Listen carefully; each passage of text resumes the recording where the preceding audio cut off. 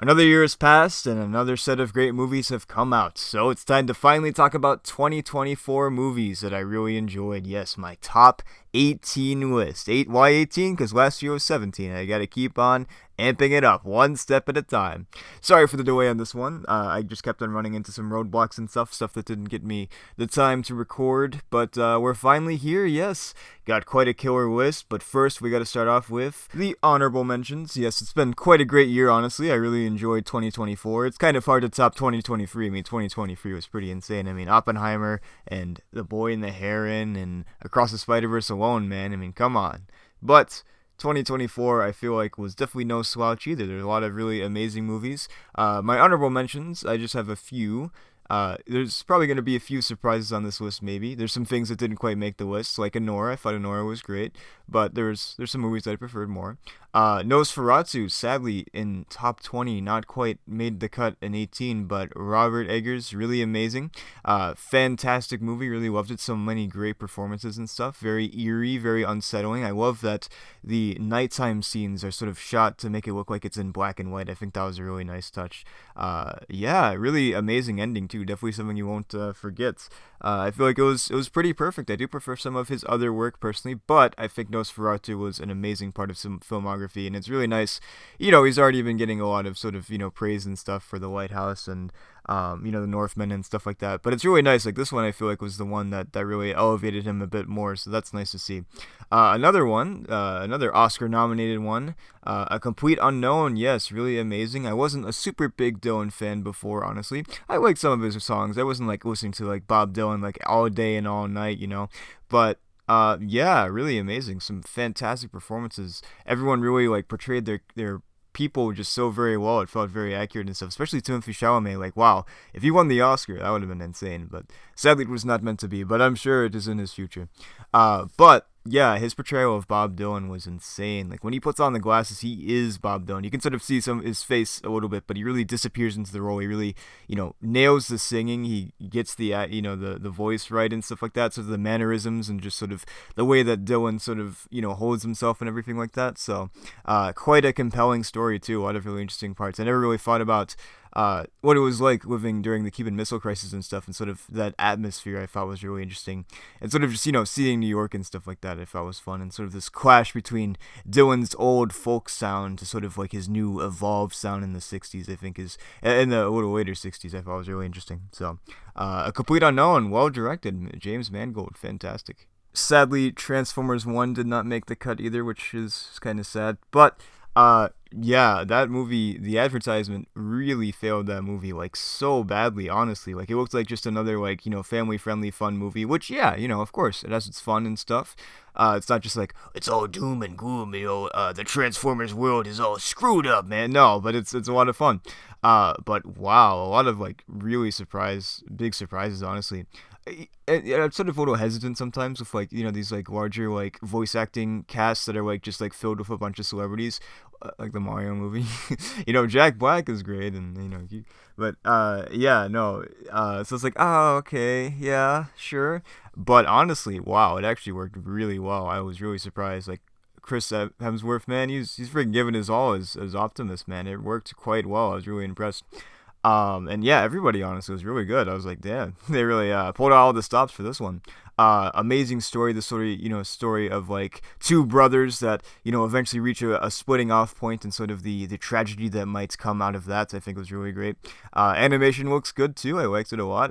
At first it's like it looks a little kiddie and stuff, but no, it actually fits quite nicely. It's really fun. A lot of really fun moments too. Really, really enjoyed it. The action is pretty sweet too. There's a lot of cool action bits and stuff like that. And I really hope it gets a sequel. I don't know. It didn't do super well because of the advertisement. This is why you have to properly advertise your movie. But yeah, it's really worth checking out. If you've heard anything about it and you haven't seen it yet, you gotta see it, man. Pause this video, watch it, and then you can come back. It's okay. I'll wait. Did you see it? Okay, good. Anyways, our last one, I'm just gonna throw Wicked on here real quick, cause yeah, I liked Wicked a lot.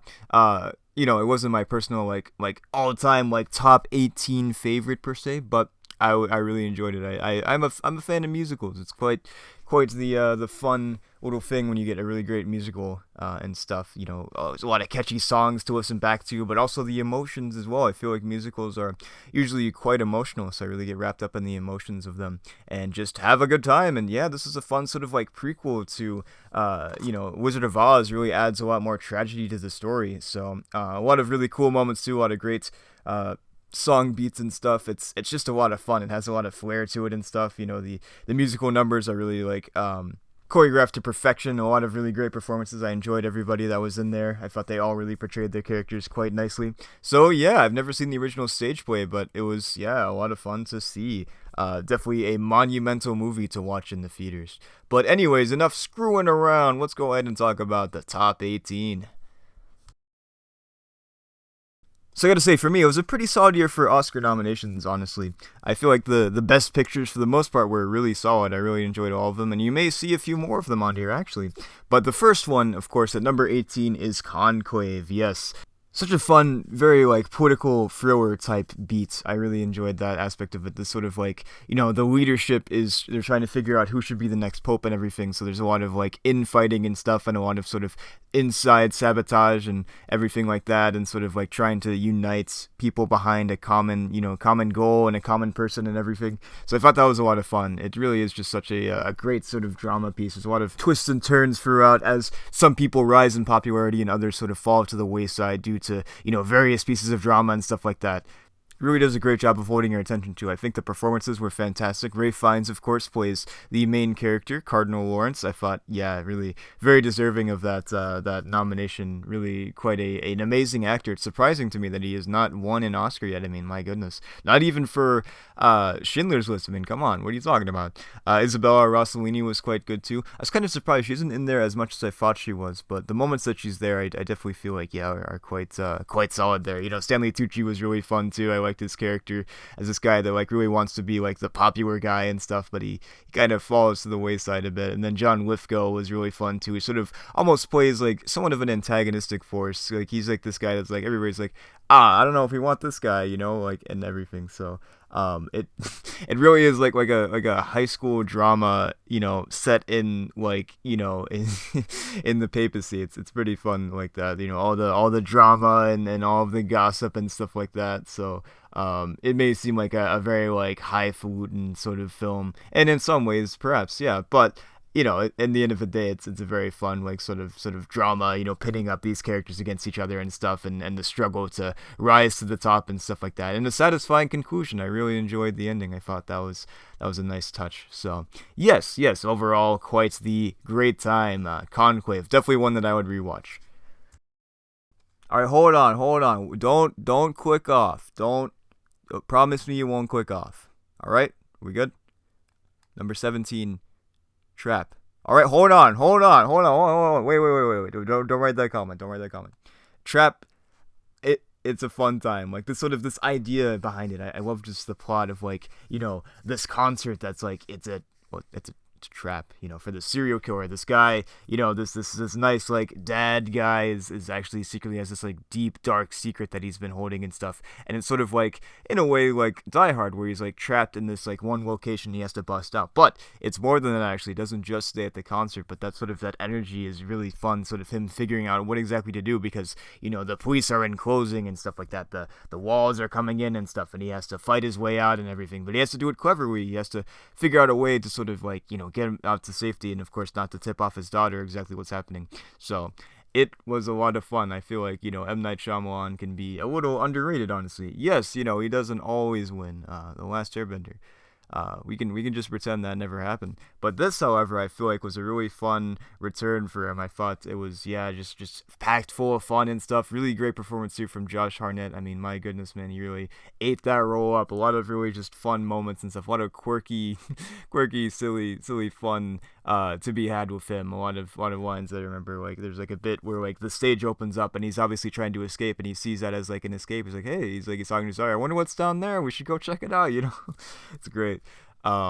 really, it's a really cool looking movie too, as far as the cinematography, like all the concert stuff, like that sort of atmosphere and stuff, and the lighting and everything. I think was really cool, and just sort of all the twists and turns. It's an M Night Shyamalan movie, of course. It's gonna be twists and turns. All the twists and turns I thought were really fun and sort of kept you on the edge of your seat, seeing where it is going and everything. So, I think it is worthy of this list personally. I know it wasn't everybody's favorite, and some people probably thought it was really kind of silly or dumb or something like that. But I personally thought it was a blast. Yeah, it was a joy to watch through and through. So dang it, it's going at number 17. All right, you can't change me. You can try to trap me, but I will find a way to escape. Are you still with me? Okay, good, good, good. Yes. So at number 16, it's 57 minutes long. So is it a film? Is it a short film? Is it something in between? I don't. It's my list. All right. It's called Look Back. It's this Japanese anime film, and it is about these two manga artists. That are sort of in school and stuff, and are kind of competing a little bit. There's sort of a little competition at first, but because the one person, the main character, is like this really great like storyteller and stuff, and her art is pretty good, still pretty impressive. But then this new kid like sweeps in and stuff, and really like has these very stunning, very simple, manga pieces and stuff that really like outdo her and stuff, and sort of makes her a little jealous. But then eventually they team up and they sort of have this dream of creating manga together. Her as like the story creator, and then the other girl, the girl that like really has such great arts, wanted to be the artist and stuff. So they team up and stuff, and they find great success. But then sadly, tragedy strikes and stuff, and it's sort of like this hope for like wanting to change the past and everything, and getting back to what could have been, and looking back and seeing some of the mistakes in life and wishing that those could be better and stuff. But the sad truth of it is that you're sort of stuck in the present and everything, and you have to find a way to move on. So it was a fun little piece. It's really well animated, well acted, and stuff like that. But there's also a lot of meaning to it too. A lot of sort of moments that really tug on your heartstrings and stuff. And you sort of wish that you too could like go back and like fix things and everything. But the truth is, you have to keep moving forward and stuff like that. So I say, yeah, that's why it's on here. Yeah, it really struck a chord with me. I thought it was quite a great one. Maybe a little overlooked too. It deserves to be recognized and stuff. So look back. Yes, you should look back on it if you want to. All right, number 15 was actually a movie recommendation this year. It is Hundreds of Beavers. Yes, this kind of like came out of nowhere and just took the world by storm. Really made the rounds on the internet. If you're on Letterboxd, there's a good chance you probably heard about it, and with good reason too. It's just really fun. I've already sort of mentioned it already, but I can talk about it again here. Don't worry about it. Don't worry about it. You don't gotta watch that video. It's terrible, anyways. Yeah, Hundreds of Beavers though is like this very fun. Like it's very much in the style of like older like silent films and stuff like that around the 20s and everything, and the 10s and stuff, about this guy that's on this mission to hunt all these beavers and stuff, and to bring back their fur to win the prize, win all these prizes from this salesman guy. And then eventually he starts to fall in love with the salesman's daughter, and he's like, oh man, and I would love to marry you. And the salesman is like, no, no, no, you gotta hunt down hundreds of beavers and stuff like that, and bring it back to me in order to win my daughter's hand and stuff like that, and win my approval and everything. So he's on this mission and stuff, and it's all just so much fun. There's a lot of really quirky, funny moments and stuff, very much in the style of like early slapstick comedy and stuff. Sort of moments where he's trying to trick the animals and stuff, and they outsmart him and everything. Sort of like almost like a Bugs Bunny, Elmer Fudd type situation. But of course, he learns, he evolves, and he gets better at what he does. So it's really satisfying. You can't help but root for the main character. I was really like super invested on him winning and stuff. So it was really just such a fun time, such a quirky, fun movie that's just just amazing. I just love it so much. Like there's just so much love put into it. You can really tell that they had a lot of fun making it, and it's a lot of fun to watch too. So out of all these movies, if you only had to watch one, I mean, there's some really great ones. It's not number one, but I would say that out of all of them, this is one of the ones that I would recommend the most. So Hundreds of Beavers. Look that up if you haven't seen it, please. All right, we just got to dive into this one. Number 14, La Chimera. I don't know if it's La Chimera or La Chimera. I'm stupid, but I'm La Stupid. But anyways, though, I'm gonna say La Chimera, because why not? It stars Josh O'Connor. If you've heard that name before, he was also in another movie that we'll be talking about pretty soon, so keep an eye out. But it's the story of like this grave digger and stuff like that, and sort of his sort of supernatural ability to sort of find these graves and stuff like that. Like he sort of like has this like otherworldly connection and stuff. So it's really cool. There's a lot of like really cool moments, like the way that it's shot. It's like it sort of like flips and stuff. It's like a reflection, and everything, sort of the other side, if you will. Which is really freaking cool. So it's filmmaking is absolutely stunning. Like it adds so much to the story.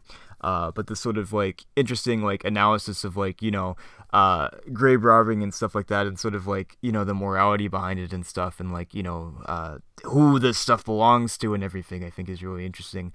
And there's a lot of just great character moments too and stuff, sort of like this inward conflict with him and everything, and sort of like a deeper backstory that doesn't fully get revealed at all times. It sort of like adds to the mystery of the piece. You sort of are wanting more and more and stuff, and then you get to the ending, which is really super memorable too. I feel like out of all the movies that I saw last year, this one definitely has one of the most memorable endings to me personally. I can still very clearly see just the symbols and stuff like that, and sort of just all of the imagery of its ending. But I feel like this one also flew under the radar a bit. It was really amazing. I really wish that it got some more love and praise and stuff. It's Italian, and obviously Josh O'Connor does speak some English in there too, of course. But yeah, it's really quite an interesting story, and quite a well-made movie overall. Like once again, like the filmmaking really adds so much to it. The filmmaking obviously is like it's a film, so of course like the filmmaking is important part of it, but sometimes it feels like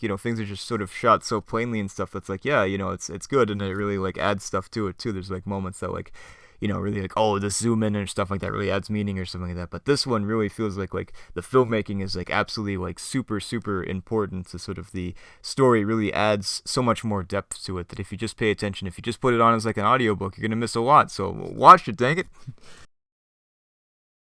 Speaking of watch it, dang it, we've got number number 13. We've got Mars Express. This is a really cool, I believe it's a French animated film.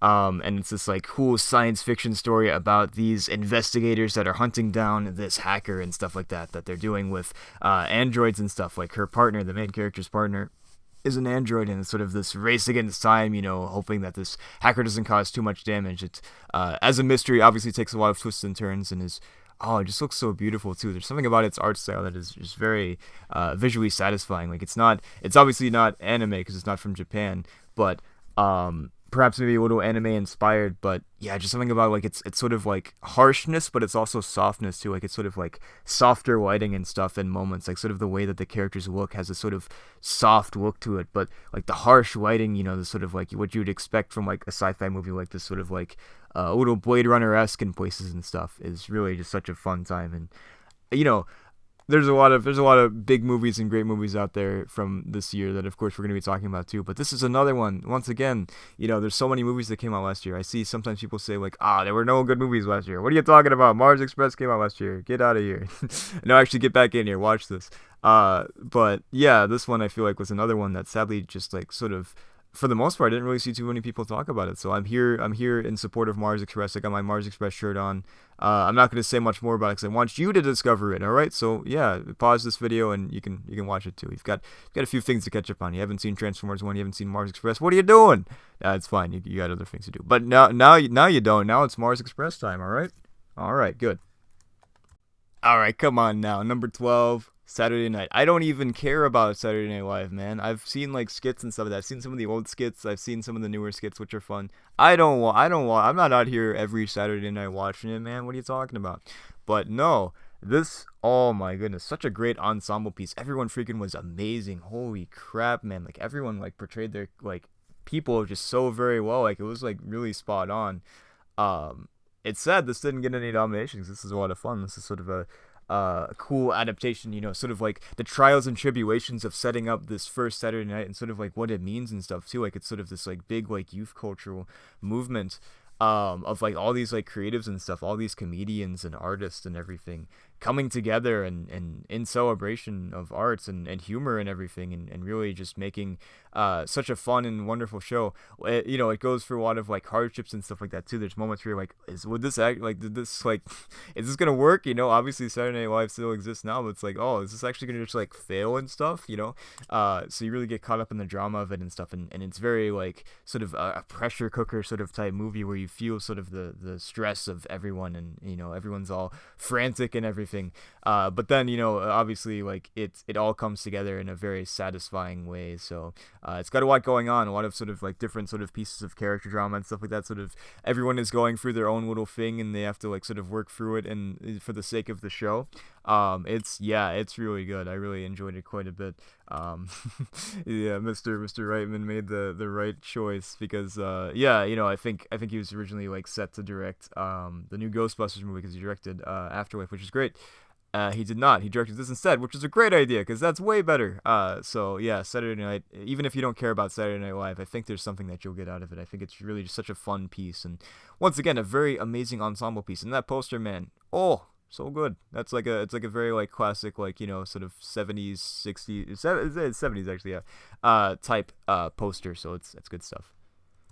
All right, we're really getting down to the nitty gritty. We're almost at the top 10, but before that's 11. Now, this movie was nominated last year for an Oscar, and well, it didn't win, but but it's still on my list because it came out this year as far as like being able to watch it in America, so it counts. All right, Hundreds of Beavers was 20 well, okay, 2022, but it came out this year for streaming, so it counts. All right, don't at me. All right, number 11. All right, let's stay on task here. Robot Dreams. Uh, oh, another really amazing animated movie. This last year was really good for animated movies. Like holy crap! Like I mean, come on, Mars Express, Robot Dreams, and another movie that might be on this list. I don't know. We'll see what that could be. Who knows? Flow. I don't know. But yeah, no. Robot Dreams though is really just such a moving piece. This dog is without a friend. He doesn't really have any friends. He's kind of has a hard time connecting with dogs and stuff and animals, I guess. I was gonna say people, but no, that's not true. There aren't any people here. Yeah, so he like finds this like companion bot and stuff, and really grows really close to him, and has a really nice friendship with him. But then something happens, and they're separated for quite a long time, and they sort of are forced to kind of move on and stuff, and sort of keep on going and everything. Um, yeah, it's it's a pretty emotional time. I actually watched this with my good friend Energetic Dre. It was really added to that too. Sort of watching it for a friend, I feel like is such a great way to do it. But yeah, the sort of the tragedy of like, you never know how long you have a friend and everything. So it's you treasure it and you cherish the moments that you have together, but you never know what may happen. What sort of like, your best friend today you may not talk to, like in 20 years from now and stuff like that, which is really a sad thought to think about. Maybe. But sometimes, you have to let go and stuff, and you have to move on and everything. Like things change and stuff, and that's okay. That change is part of life. So it really is quite an emotional and compelling story that really grips you and gets you and stuff. And it's dialogueless as well, so it really triumphs at that. It really gets you to care about the characters without any sort of like, oh hey, my name is Paul, and stuff like that. So and I'm going through this, but it really just sort of the emotions of the piece and sort of the facial expressions and everything, and just the way that the story goes, you really just latch onto the characters so well. So Robot Dreams, man, I'm still dreaming about that. It's amazing. All right, man. Number 10. I gotta say, Sebastian Stan as Donald Trump. It was amazing. It was fantastic. Huge even. But yeah, he did such a great job at portraying Donald Trump not as a caricature, which is obviously very easy to do, but sort of added a lot of realism to him and stuff like that. Really like showed the sort of sinister nature of his past. But we're not here to talk about that. Instead, we're here to talk about a different man, which I feel like honestly. I liked Sebastian Stan as Donald Trump. I thought that was a really clever and inventive casting choice. But A Different Man, I gotta say, that was probably, like, out of all the Sebastian Stan performances I've seen, this is probably the best. It's about this man that's sort of, born with these facial deformities and stuff like that, and sort of, navigating life and stuff. But then he sort of finds this, like, experimental surgery that allows him to sort of have his face heal and stuff very dramatically and painfully. But it all comes together, and he gets to sort of experience life just without sort of the sort of weight of facial deformities and stuff like that. He's been really hindered by these deformities and everything. He really feels like he's sort of been cheated out in life in a bit, and he doesn't feel like he can really fit in and stuff because of that. But then he meets this other guy with facial deformities, and he's like just stunned because this guy is like lights up the room and stuff, and he's not like looked at and like, oh, you know, he's so gross and stuff like that. You know, people are like, oh, I don't want to talk to that guy. But no, he's like the life of the party and stuff. He's making all these friends and stuff, making these movies. He's very charismatic and stuff. He's just one of the guys, you know, just living his life. And he just like feels this like immense sort of deep jealousy in the fact that this guy gets to live his life and, you know, has these facial deformities, and he had to live his life too, and he's only just like begun living his life now, he feels like, because now he's all better and stuff, and he doesn't have these deformities anymore. But yeah, it's really just such a powerful piece. It's very well written. Sadly did not get nominated for anything really besides makeup, so it's tragic because it's really good. On a multitude of levels, everybody was absolutely on. You know, there's a lot of like Sebastian Stan, like, man, like, I feel like people maybe like, I don't know, underappreciate him a little bit because like he's like, you know, he's Bucky Barnes and stuff. He's done all these MCU movies and stuff, which are great too. He's really good as Winter Soldier and stuff. But wow, just sort of the emotions that he is able to act out and stuff without even a single word. There's a great bit that he's hanging out with this you know, this guy with the facial deformities, and he's at this club and stuff, and he's, you know, everybody's just like just so enamored by him and stuff. Like he's really he's doing some karaoke and stuff. He's killing it, man. And he's just like sitting there. He's just, you know, just taking it all in and stuff. Just the expression on his face is just so palpable and stuff. He feels like so much like jealousy and just like just deeply sort of sadness that he's like, this could have been me, but it wasn't me. And even now, you know, that I'm like, you know, don't have these sort of deformities and stuff, I'm still not this guy. So it's amazing. It's really a great time. Highly recommend it. It's really good. All right, number nine, we have another Best Picture Oscar. I'm gonna spoil it and say that The Substance is not on here, but The Substance is still quite good too. It was nice to see it at least got something, but yeah, you know, horror and the Oscars don't really mix very well, so it was good to see that actually like they acknowledged like something. So that's good finally, right? When was the last time they did that, huh? But yeah, number nine though, Nickel Boys. This one took me by surprise, man. I'm honestly angry that Amelia Perez got nominations over Nickel Boys. Like, come on, you're telling me that this didn't get nominated for best editing or best cinematography? What are you talking about? Do they even watch it? I don't think so.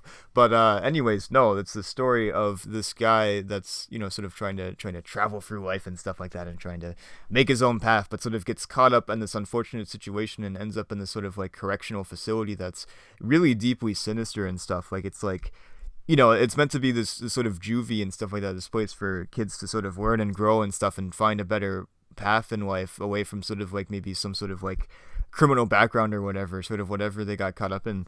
But most of the time it seems like they're just like sort of there tragically, like not really because they like, you know, did anything bad, but just sort of like just got caught up on the wrong side, you know, and stuff like that, and just caught up in the wrong moments. So yeah, but you know, he befriends this other guy that's there too, and they sort of, you know, through their friendship sort of make it through you know, sort of the hardships and stuff like that. Like it's a pretty brutal movie, honestly. There's a lot of like moments where it does not hold back, and it sort of like just tells it how it is and stuff, and it makes it quite an emotional experience and stuff. But there's a beauty in it too, sort of the hopefulness of the that they both find together, I think is really powerful. And leads to some very memorable moments too. There's some cool like flash forwards and stuff like that are sprinkled throughout that I think were really smart and clever to include. I sort of saw the twist personally. I was like, I kind of feel like that's what's gonna happen, and it did, but it didn't detract at all from the viewing experience. It's really just, speaking of movies, like I was talking about this with Lucky Mera, but Nickel Boys, like, wow, like just the way that it's constructed is really very meaningful and everything. Sort of just the deeper sort of sinister angle of it, you know, sort of this correctional facility and stuff like that is very present, and sort of like isn't like just like right in your face, but it's like looming ever present through the background and stuff, and obviously in very key moments it like comes to a head and stuff like that. But it's also, it's a first person perspective movie. It's incredibly immersive. Like I just like got lost in it, honestly. I kind of forgot where I was. Like when it ended, I was like, wait, where am I? But yeah, there's some really key moments where I won't spoil anything, but maybe like the perspective changes of it and stuff like that. But what a really fascinating way to tell a story, like through first person. It really just like gets you. I feel like it's very engaging and just like really just wraps you up in it emotionally. So Nickel Boys, like, yes, yeah, I definitely agree with that nomination. Like, my goodness. All right, come on. We're talking more best pictures. Hold on a second. Number eight, we have The Brutalist. Now I gotta be honest, Nickel Boys and The Brutalist are really close. I'm not really certain which one would win. There's a chance that Nickel Boys is like slightly above it. I don't know, but The Brutalist though, sort of billed as like this year's, or well, I guess last year, whatever. Oppenheimer. It's like this very like big, grand epic that sort of like focuses on like a particular character, but also has like a sort of a cast of characters surrounding this said character too. It Absolutely, yeah. It's very much like this like really grand like American story. This story of an immigrant and sort of the trials and tribulations that he goes through. This like genius architect and stuff that is unfortunately abused by the system and abused by this singular man. Sort of the classic Eat the Rich and stuff like that. Really quite a stunning movie, I will say. Sort of. I just love this energy of like of building something. There's something about that that's very satisfying. Like an Iron Man 1, like this sort of Tony figuring out the suit and the arc reactor and stuff like that is really fun. Has such a great energy to it. And this is the same way too. This sort of this building up of this massive just structure, this sort of monument and stuff like that is really quite fun. And I gotta be honest, this movie is 3.5 hours. It did not feel it at all. The first half goes by super, super fast. I was like, there's an intermission actually, like really. And I just remember it hitting. I was like, wait, already? I was like, wait, no, move past the intermission. Let's go. I was really super invested in it. It's really just such a great piece. And the second half is very subversive. It doesn't really like go in the way that you expected. And for that, I do quite like it, but I feel like on rewatch it might be strengthened. I feel like the first half is definitely for me, I enjoyed more, but the second half though I still quite enjoyed, and I feel like it was quite great. Man, talk about like somewhat of an underrated performance. Guy Pearce, he got nominated, he didn't win, of course, but my goodness, man, he was freaking. He like I think it was Robert Downey Jr. So he disappeared, like legitimately. Yeah, he was, wow, impressive, just so very impressive. But it has such a massive scope and massive scale that is also, of course, highlighted by its massive cinematography. There's a lot of like really just great, like just huge shots and stuff. It's like standing like right next to like a cruise ship, that sort of like oh, big, is so great.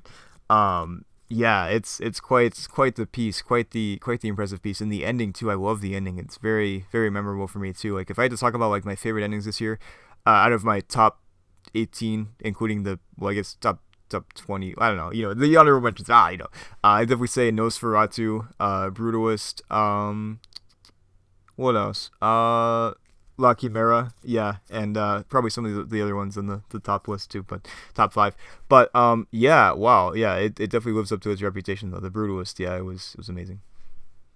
All right, number seven. Once again, great year for animated movies, which we are not talking about. We're actually talking about No, I'm just kidding. We're talking about Wild Robot, baby. Woo! Yes.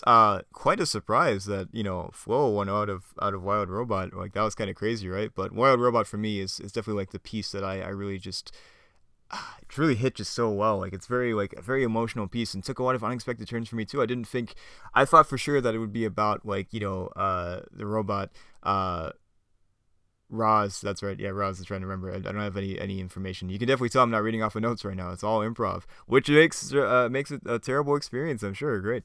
No, but yeah. But Wild Robot though, deeply emotional. Sort of the story about you could say it's about motherhood, which yeah, but I guess sort of more broadly about parenthood and stuff. This wild robot, if you will, raising a little duckling and stuff, and sort of like just the emotion of like watching your kid grow up and stuff, and seeing them like go off and conquer the world and everything, and do their own thing is very palpable here, and really hits well. And my goodness, I keep on saying this, but wow, what a great set of performances too. Everyone just like fits the character so well. Like it just really it just works. It feels like the characters are talking to you, man. Not just like, oh wow, look at that, it's Pedro Pascal. It's like no, but it's like actually like I was like, wait, that's Pedro Pascal. No, but yeah, really, really deeply emotional and really well animated too. Like this is fantastic. Freaking dude, DreamWorks, man, they're doing some good stuff, man. We'll see how Shrek 5 turns out, but god dang, another great DreamWorks picture in the bag right there. Yeah, just so much to sink your teeth in. Just I recommend watching this if you have any family and stuff you're living with or anything, or visit. This is one for the family, man. It's a really really great piece. So Wild Robot, god dang. All right, man. All right, I keep on talking about this. This is the phrase that if you probably shouldn't take a shot every time I say this, but All right, under the radar. Let's get it. All right, number six, the Beast, or La Bête, as it would be said in French, I guess. But we're not French here, I guess. So it's fine. We can say the Beast. But yeah, no. Anyways, though, this is a really wow. I don't even I don't even know how to talk about this one, to be honest. Like, this is like the reason why I didn't make this list. I was just sitting there for months, just like thinking, how do I talk about the Beast? No, but it I it's fascinating, man. It's this like cool like sci-fi movie about like sort of past lives and stuff like that. These two people keep on meeting up in different contexts of their lives. First, it's like sort of like this gentle lady and this gentle man and stuff. And sort of the tragedy that befalls them, but then it sort of like flashes forward into the future. And they're two very different characters now and stuff. And it's such a fun like sort of like twist, like just like this gentleman character sort of becomes like this like really like creepy like incel guy and stuff. But yeah, it's great. But yeah, sort of like playing like with this idea of like sort of like trauma, this sort of generational sort of trauma and stuff like that, continuing uh for generations, as the phrase would go. And just sort of like, yeah, this exploration of sort of like connection and stuff. It's sort of like, it's kind of like last year's Past Lives in a way, but like a lot different, a lot more sci-fi and stuff like that, and a lot more like tragic, I guess, and like less less wholesome than Past Lives. And okay, another great ending, The Beast. Yes, add that to the list. I'm sure you're keeping track here on your bingo card of what an ending Space is gonna say he likes, but I really don't know how to talk about this, honestly. I'm still kind of processing it myself, but I really liked it. I think it's amazing, and I think it's something that people don't really talk about that much either, but dang, good stuff. So, The Beast as well. Amazing. Alright, now we're going to talk about movies you probably know about, okay? Hold on, just give me a second. We're in the top five now, baby. Number five, A Real Pain. My goodness, this one really just struck such a great chord with me. I'm really glad to see it got some nominations there, and of course, Kieran Culkin got the best supporting. Hell yeah! I feel like maybe should have been Guy Pearce, but Kieran Culkin, I'll take. I have to forget. That's awesome. I love it. Yeah, it's got an Oscar now, man. That's so good. But yeah, the story, sort of like talking about also past trauma as well. Sort of and present trauma too. Sort of the loss of somebody and how hard that can be to move on and stuff, and sort of like how that can affect your life, and sort of like pump the brakes and everything, but also sort of dealing with this sort of like this past trauma and stuff like that, and how to sort of how to deal with that and everything, and how to look at sort of these past histories and stuff that are filled with trauma, but sort of like finding cause for celebration and stuff, and not just being sad about it, but also like, yeah, like sort of celebrating the triumphs and everything too. So these two guys, these cousins, just recently they lost their grandma, and they're sort of on this Holocaust remembrance sort of trip and everything. So yeah, it's very deeply emotional. Oh, the writing, man, is just fantastic. Oh my goodness. And it's shot like really nicely too. It's all like very like beautiful and crisp as well. And also moving too. Yeah, a lot of really moving stuff. Um and yeah, just sort of like this butting of heads and stuff between the two cousins and everything, and sort of like, but the deeper love that's still there and everything, and this sort of a lot of really well acted scenes. Like, I mean, come on, there's like this big like dinner scene and stuff like that, and just yeah, sort of with Jesse Eisenberg's character and with Kieran Culkin, and sort of the drama that comes out of it and stuff, and just sort of like the deeper like sort of, it can sort of be, oh, maybe you could sort of see it as played for laughs and stuff, but there's sort of like, there's also the deeper sort of like emotion and trauma that's underlying there that is really heavy. So yeah, A Real Pain, man. Wow. I did not expect this one to be as high. I was looking forward to it. It was like one of my most anticipated movies at the time when around it was coming out. I was like, yeah, I really can't wait to see that. And I'm glad I did, because wow, amazing. Alright, man, I'll be honest, this one makes me kind of mad. Like, you're telling me that this didn't get nominated and Amelia Perez got nominated? Like, alright, we just gotta get into this. Number four, the Garfield. No, I'm kidding. Talking about I Saw the TV Glow right now, man. This is the greats. This is a great trans story. It's really, really impactful. Really, like, freaking punches you in the gut, man. It hits you like a dang freaking steamroller, like a truck, man. Even if you don't sort of like have these feelings of sort of gender identity confusion and stuff like that, or dysphoria or anything like that, it still has a lot of meaning to it. The sort of like you're living your life, man, and you should live it how you feel fit and stuff. And you shouldn't try to put yourself in a box. You shouldn't try to live somebody else's life, sort of whatever like another person feels like your life should be. No, it's your life, and you should live it, because if you don't, you're going to regret not living your life to the fullest and not being who you truly are. So it's more than it has more meaning, but at its core, it is, this sort of this trans story, this trans allegory and stuff. Um, Dude, this movie, like, it just has not left my mind. It's really, really well done. It's got so many like cool ideas and stuff. Sort of like who this person is as a kid and stuff like that, and sort of their influences around them and everything, and sort of like just the things that like they couldn't see at the time and stuff, but like when it really comes to them, it's too late. And the sort of like grander mystery and stuff of this sort of disappeared character and everything, and when they when things sort of take a turn and stuff, and they sort of believe in this like larger conspiracy and stuff like that.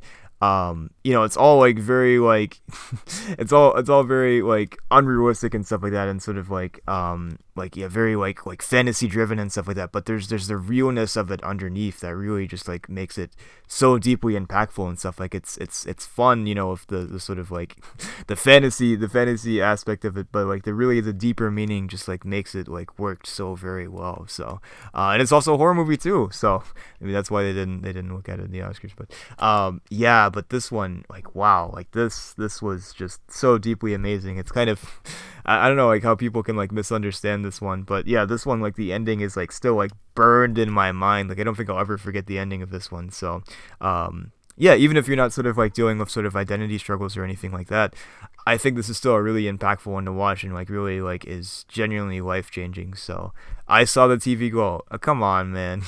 Amelia Perez is filled with so many problems. It has some heart to it, I will admit, but come on, just put this up there, man. You go ahead and redo the Oscars, put that in there, and we're good. All right, that's all you got to do. That's all I'm asking. It's a simple request. Come on. We could talk about Oscar snubs all day and all night, but it doesn't really matter because it's yeah. At the end of the day, Oscars aren't the end all be all of all like film opinion and stuff like that. So it's just a fun celebration. But these two next ones, actually all three, all three of these deserved a lot more. But that's okay, because they're on this list. So there we go. They may not be on the Oscars, but they're on this meaningless list of this washed out YouTuber that's at the end of his rope. I'm kidding. I love making these lists. Get out of here. Number 3, we have Furiosa. Yeah, the big return to Mad Max. I always thought Mad Max was such a fun franchise. The second one, ooh, so good. The third one, the fourth one, Matt Fury Road. Yeah, buddy. One of the coolest freaking action movies of all time, to be honest. Let's be real. So much style, so much flair, so many like really big, like massive moments, but also some cool character stuff too. Furiosa was always such a great part of Mad Max Fury Road. Perhaps even more interesting than Max himself, which is fine. It's cool. It's great. Maybe it's her movie in the end of the day anyways. But speaking of her movie, Furiosa, a deeper analysis of sort of who she was and stuff and where she came from, her past and everything. It's hard to live up to Mad Max Fury Road. Like, that's such a massive movie, such an iconic one, from the 10s and stuff. Probably up there with some of the best of the 2010s. But Furiosa, for me, does not disappoint. It still has that grand scope and stuff, but honestly, like, has even better character beats too. Like, it really, really focuses on Furiosa and everything. I always feel like Mad Max is like this sort of mythical, like, wasteland figure and stuff, which is very purposeful too. This tall tale of Mad Max, sort of this larger than life figure that has some great character beats and stuff. There's still emotional beats to Fury Road and everything when it comes to Max. But but Furiosa, like, they just really rounded out her character so well and stuff, explored her past and sort of the sadness of her past and everything, and sort of losing her mother at a young age, and sort of trying to move away from this sort of like fulfillment that she's sort of forced into and stuff, and instead carves her own path and sort of seizes her own destiny, and in the end, sort of loops back to Fury Road and stuff and everything. So so much great stuff here, man. The Mad Max world is so quirky and cool. I love it. Freaking Bullet Farms, man. I mean, come on, where is that in real life? Give me the where's Gastown, man? What are we talking about? We got freaking BP. We got Texaco down the station. Where's freaking Gastown, man? What are we doing here? A lot of cool action scenes. Of course, there's obviously like a big like cool car chase or truck chase, I guess. great character. She was like this like Mad Max like analog guy that's there as a love interest. It's pretty fun. Dementis freaking oh come on, Chris Hemsworth this year was winning, man. He was freaking giving it his all. He was an apology for 4-4. But Dementis freaking amazing. Probably honestly one of the best villains out of any Mad Max movie. Except for Immortan Joe, he's obviously great too. But just so much like charisma and stuff, and so very sinister too. And of course, like their sort of final confrontation is very good. So Furiosa, man, god dang, amazing. Honestly, like pretty close to me for Fury Road. I think Fury Road takes the cake in sort of overall, but Furiosa I think honestly does some stuff better. So, boom. Sadly, did not do very well at the box office for some reason. So if you did not see Furiosa in the movie theater, shame on you. I'm kidding. It's fine. It's fine. I understand. But give it a chance, all right, please. I could go on all day about the Oscars, man. I'm not gonna even mention that this should have been nominated for, at least at the very least, like best soundtrack. What are we talking about, man? But I would never mention. I would never say that. Yeah, this should have been nominated for best soundtrack.